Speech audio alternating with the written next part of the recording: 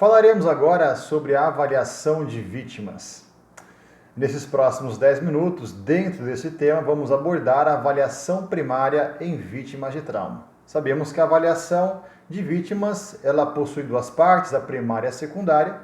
É um procedimento para vítimas de trauma e outros para vítimas de casos clínicos.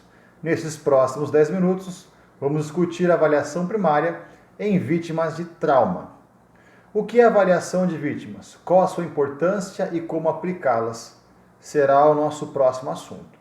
Bom, a avaliação de vítimas, ela nada mais é do que uma impressão geral feita pelo prestador de atendimento pré-hospitalar no local da emergência. Essa impressão geral, ela levanta valores de referência para pressupor o estado atual do sistema respiratório, circulatório e neurológico daquela vítima de trauma. É uma observação geral que ele faz assim que chega no local da cena. Essa observação geral, que já conseguiu determinar o estado respiratório, circulatório e neurológico, é importante por quê? Por que é importante uma avaliação da vítima? Essa avaliação ela serve como primeira triagem em ordem lógica para a gestão de todos os procedimentos, tempo, recurso, pessoas, de todo o desdobramento da ocorrência, o começo, meio e fim da ocorrência, vai ser determinado pela avaliação da vítima, pelo estado atual que foi encontrado naquela vítima de trauma. Então, o que é a avaliação de vítimas? É uma impressão geral no local da cena, determinando valores de referência para a fisiologia daquela vítima. Qual é a sua importância? É que esse dado serve de triagem para a melhor gestão de todos os aspectos dessa ocorrência. Quais condições nessa vítima pode trazer a perda da vida? Quais ferimentos pode trazer a perda de um membro?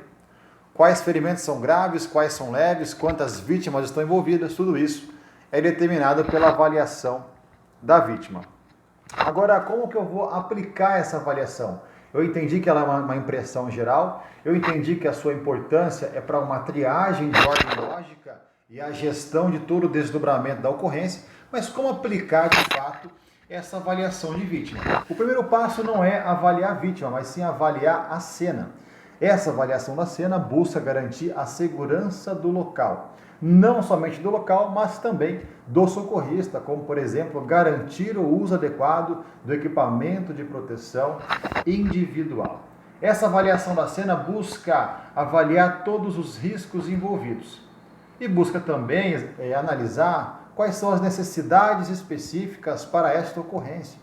Como, por exemplo, numa colisão de veículos, quais são os riscos envolvidos, qual a melhor estratégia para a retirada dessa vítima, qual apoio eu preciso pedir, enfim, todo o cenário da ocorrência tem que ser avaliado antes mesmo de avaliar a vítima em si, para a melhor segurança do socorrista, da vítima e de todo o processo de socorro nessa emergência. Após avaliar a vítima, então, a cena, agora sim nós vamos avaliar a vítima. Para avaliar a vítima, nós temos um mnemônico, o XABCDE. Então, compreendemos aí, recapitulando, o que é avaliação de vítimas? Uma impressão geral da cena que levanta dados de referência para supor o estado fisiológico da vítima. Por que é importante? Porque serve de base de dados para a triagem e melhor gestão de todo o desdobramento da ocorrência. Depois eu vou direto para a vítima? Não, primeiro eu tenho que avaliar a cena para garantir a segurança do local e compreender toda a necessidade necessária de acordo com os riscos envolvidos. Agora sim eu vou até a vítima e a primeira letra do mnemônico que o protocolo me ensina é a letra X. A letra X representa grandes hemorragias, a letra A representa gerenciamento das vias aéreas e coluna cervical, a letra B significa ventilação, a letra C, circulação, a letra D, deficiência neurológica proveniente de trauma e a letra E, exposição e ambiente. Respeitando a ordem do mnemônico, a letra X significa hemorragias exsanguinantes. É importante entender que nós temos aí 3 tipos de sangramento: um sangramento capilar, sangramento venoso e um sangramento arterial. O sangramento capilar e o sangramento venoso é possível combater com compressão direta. Agora, se for uma hemorragia arterial, o protocolo pede como primeira opção já fazer a aplicação de um torniquete na porção mais proximal possível, geralmente próximo à axila ou à virilha.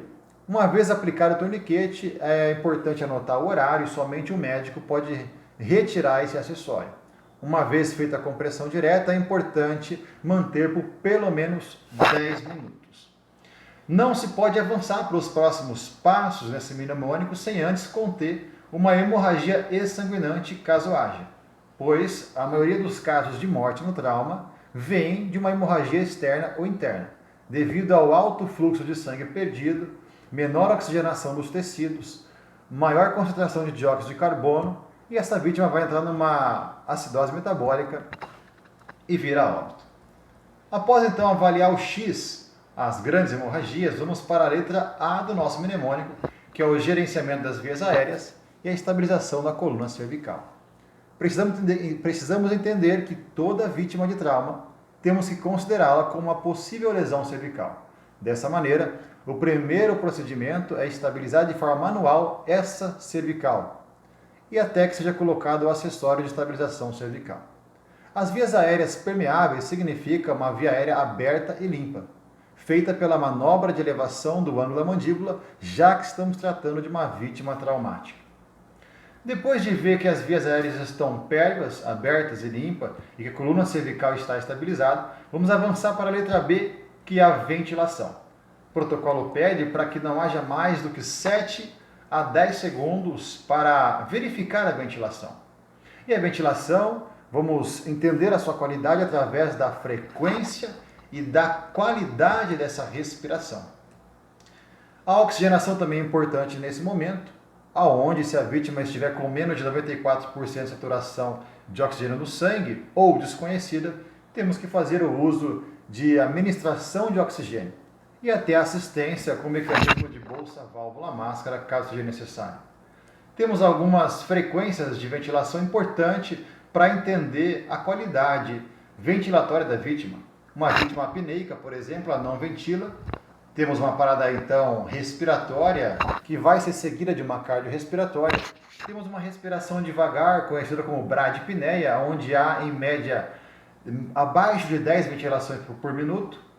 Temos uma ventilação normal, cerca de 10 a 20 ventilações por minuto, uma eupneia.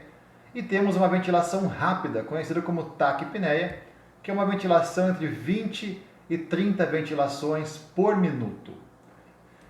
É importante entender que temos uma ventilação, essa ventilação, a taquipneia, de 20 a 30 respirações por minuto, já é um sinal compensatório do organismo, porque essa vítima possivelmente já está com um acúmulo grande de dióxido de carbono e o organismo tentando eliminar esse dióxido de carbono, evitando uma acidose metabólica, está aumentando a ventilação. É uma evidência que, somadas às outras, podemos pressupor já um processo de choque no organismo desse indivíduo devido à falta de oxigênio e acúmulo de dióxido de carbono, geralmente por conta de uma hemorragia interna ou externa.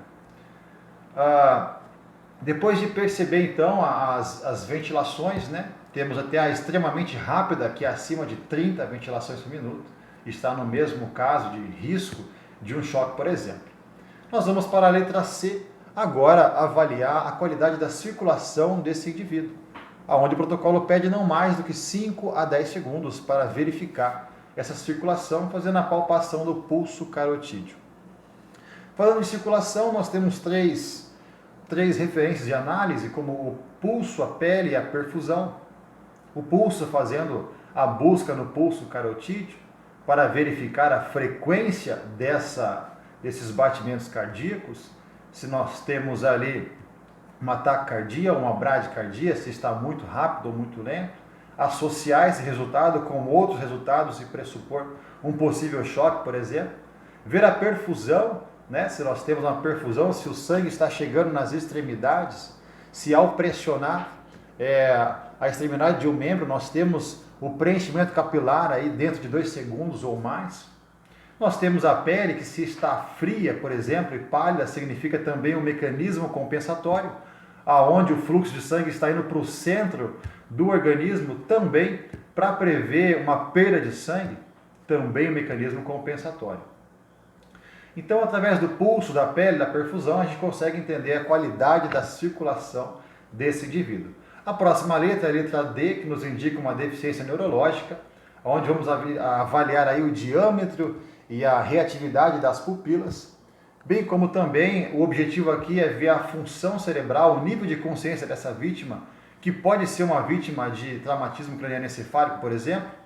Vamos usar aqui também o método da escala de Coma de Glasgow, fazendo a avaliação ocular, verbal e motora dessa vítima, onde vamos ver se ela responde com o ocular, verbal ou motor de maneira espontânea, ou diante da ordem do prestador de socorros, ou diante de um estímulo de dor. E vamos entender também o nível de consciência dessa vítima analisando essas etapas. A próxima análise que vamos ter aqui é a análise da letra E, que é a exposição de todas as partes afetadas desse indivíduo, né? Todas as necessidades que temos, de repente uma perda de sangue entre os tecidos ali, a gente vai identificar somente retirando a roupa desse indivíduo e também cobrindo esse indivíduo prevenindo ali uma possível hipotermia. Então, recapitulando rapidamente, a avaliação de vítima é uma percepção primária, né, que busca levantar valores de referência para entender a situação da fisiologia atual daquele indivíduo submetido ao trauma. A importância é que esses dados levantados servem como base de uma triagem de maneira ordenada para a gestão de toda a cena e que antes de avaliar a vítima temos que avaliar a cena para entender as necessidades reais diante dos riscos eminentes que envolvem todo o cenário. E então vamos para a análise primária no mnemônico XABCDE. Eu fico por aqui e agradeço a vocês por essa excelente aula.